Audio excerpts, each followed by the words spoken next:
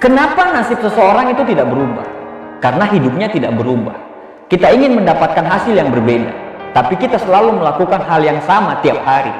Itu namanya mengejar angin menangkap bayangan. Bahasa Indonesianya, ngimpi. Orang sukses dan orang gagal sama-sama punya waktu 24 jam. Yang membedakannya adalah orang sukses memanfaatkan waktu 24 jamnya itu, sedangkan orang gagal menyia-nyiakan 24 jamnya itu. Bagaimana bisa nasib bisa berubah, sedangkan tindak tanduk kita tidak pernah kita rubah? Berapa jam dalam satu hari yang 24 jam itu kita lakukan untuk merubah hidup kita? Berapa jam dalam satu hari itu kita lakukan untuk meraih semua impian kita? Coba kita jawab masing-masing dalam hati kita. Kamu berharap hidupmu bisa berubah, tapi main gamemu dari pagi hingga pagi lagi. Kalau impiannya pengen jadi seorang gamers profesional sih nggak masalah. Tapi kalau sudah bertahun-tahun main game dan tidak ada perubahan dari permainan itu, pertanyaannya adalah Anda serius mau jadi gamers profesional atau Anda hanya akan buang waktu? Ingin mengajikan orang tua, ingin orang tua bangga, tapi nonton drama Korea berseri-seri, sampai sholat aja sampai lupa. Bagaimana Allah bisa merubah nasibmu? Kalau kamu nonton drama Korea, ingin belajar menjadi seorang sutradara atau seorang bintang film, ya nggak masalah sih. Tapi kalau nonton drama Korea hanya sekedar berhayal supaya mendapatkan pasangan seperti artis drama Korea, terus apa yang mau diharapin?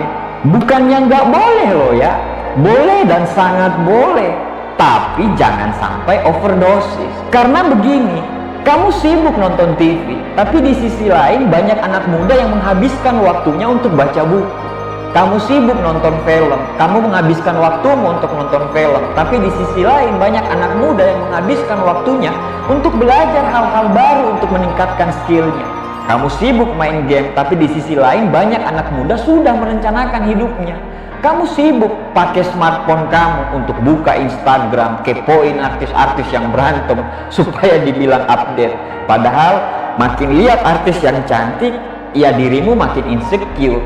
Dan di sisi lain banyak anak muda yang menghabiskan waktunya sama-sama dengan smartphone, tapi mereka belajar untuk jualan, belajar menimba ilmu dari smartphone mereka, belajar bagaimana jualan di Instagram, jualan di Facebook, pokoknya jualan di media sosial. Karena mereka sadar smartphone yang mereka beli, taruhlah sekitar harganya 5 juta, harus menghasilkan minimal 1 juta per bulan, sehingga smartphone mereka itu benar-benar bermanfaat dan menghasilkan. Pertanyaannya, smartphone-mu harganya berapa dan sudah berapa yang dihasilkan dari smartphone itu? Kalau smartphone-mu smartphone mahal dan cuma dibelikan dari orang tua, tidak menghasilkan apa-apa, berarti smartphone-mu doang yang smart. Pemiliknya, wallahu a'lam. Sekali lagi, main game, nonton TV, punya handphone yang mahal, main media sosial, itu boleh-boleh saja, halal kok. Yang penting satu, jangan sampai overdosis. Kenapa kamu tidak pernah lihat iklan Lamborghini itu di TV? Karena perusahaan mobil Lamborghini itu tahu bahwa yang mampu membeli mobil miliaran mereka itu mungkin tidak pernah nonton TV. Hidup kita susah, kadang bukan karena orang lain, tapi karena diri kita sendiri yang menyusahkan hidup kita sendiri. Kita tidak mau keluar dari zona nyaman kita. Kita takut untuk melakukan hal-hal yang baru. Kita sibuk nyinyirin teman kita yang sibuk membangun masa depan dengan jualan di media sosial. Kita sibuk gosipin teman kita yang lagi merintis usaha jualannya. Bukannya membantu, kita malah mendoakan supaya dia tidak berhasil. Kita menghabiskan waktu pacaran berjam-jam tiap hari dan bercerita mengenai indahnya masa depan. Tapi percaya saja kalau itu dilakukan terus-menerus dan sampai membuang waktu, percaya saja bukan masa depan yang akan didapatkan, tapi masa suram yang akan didapatkan. Ya silakan aja melakukan hal-hal yang tidak bermanfaat. Itu hak kamu kok. Saya tidak berhak untuk mengatur hidup Anda. Tapi saya ingatkan kepada kamu bahwa saat kamu menghabiskan waktumu dengan hal-hal yang tidak bermanfaat, di sisi dunia lain banyak sekali anak muda yang menghabiskan waktunya untuk mencari tambahan penghasilan, sibuk dengan organisasi-organisasi untuk meningkatkan soft skill-nya. Karena mereka tahu dengan soft skill itu mereka akan sangat terpakai di lingkungan pekerjaan. Banyak sekali anak muda yang menghabiskan waktunya di majelis taklim untuk mempertajam ilmu agamanya. Jangan sampai kamu menyesal nantinya. Jangan sampai kamu tidak jadi apa-apa nantinya. Berubahlah dari sekarang. Berjuanglah dari sekarang, keluarlah dari zona nyamanmu. Tantang dunia dengan belajar dan bekerja. Lakukan apa yang orang lain tidak pernah lakukan. Karena untuk mendapatkan apa yang orang tidak pernah dapatkan, kamu harus melakukan apa yang orang lain tidak lakukan. Tidak ada perjuangan yang enak.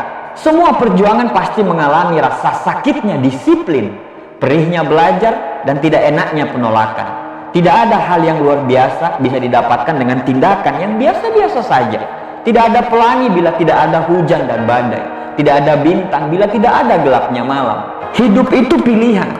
Kamu mau memilih untuk menjadi orang yang biasa-biasa saja, atau kamu memilih untuk menjadi orang yang luar biasa. Itu tergantung dari pilihan kamu sendiri.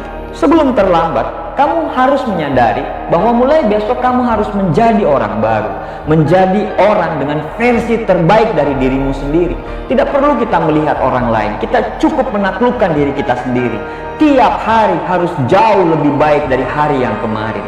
List semua kegiatan-kegiatan yang kurang bermanfaat dalam hidupmu.